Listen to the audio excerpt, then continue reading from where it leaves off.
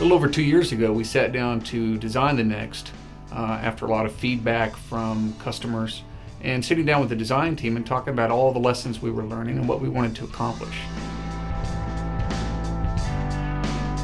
The goals for the NXT were pretty specific. We wanted to get something that was designed with the end user in mind, something that was rugged, something that would have an attached battery with increased shelf life.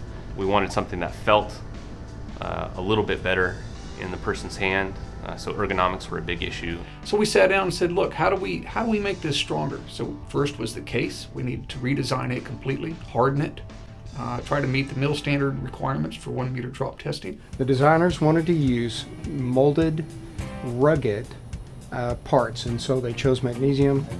It's shaped, it's a lot more rugged.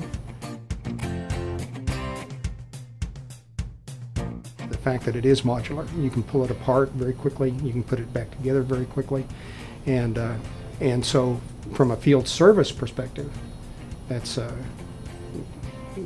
ideal, because they can turn around, put a new module back in, have it back out to the customer within a day or two. The screen is larger.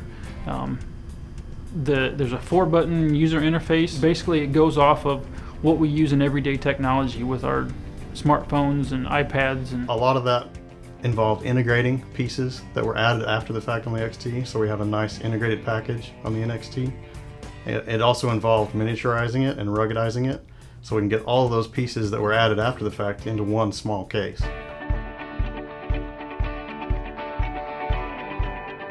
We can redesign this by moving some of the optics and some things within the device to optimize it for additional reporters, what we call polymers, because we're a polymer-based device, that we could incorporate more polymers, and thus we could expand detection. There's 2 modes to the system. One is a vapor detection mode, in which you can use the Fido NXT in a free sniffing mode.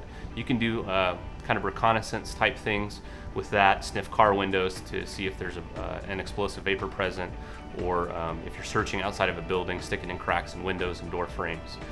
The other is more of a cargo or personnel screening mode, and that's our particle mode, and you're going to find more explosives in that mode because the vapor pressure of explosives, in the case of like RDX and PTN, is low enough that you're not going to be able to see it in the free sniff mode. So you have additional capabilities with the particle mode that you don't have in vapor. Specifically, we've had to optimize the time and temperature of that swipe absorber. That's something that we never had to do with the XT.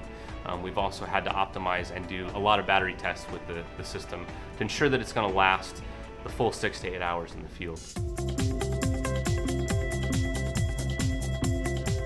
The kind of things that we've put into the NXT that will make it much more useful for the end user include a swipe absorber, which will keep the end user's hands from being burned, and it also provides a more reproducible sampling method to get the explosives into the system. Since we have the new processor, we have better firmware.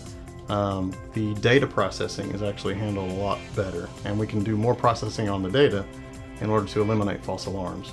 So we're looking at things like flare signals, quench signals, how the bar graphs move, and we can set different alert levels that weren't really possible before. No more staring at bar graphs. Did that move fast enough? Did this channel move quicker than that channel? It's going to say, alert, you need to be aware of something.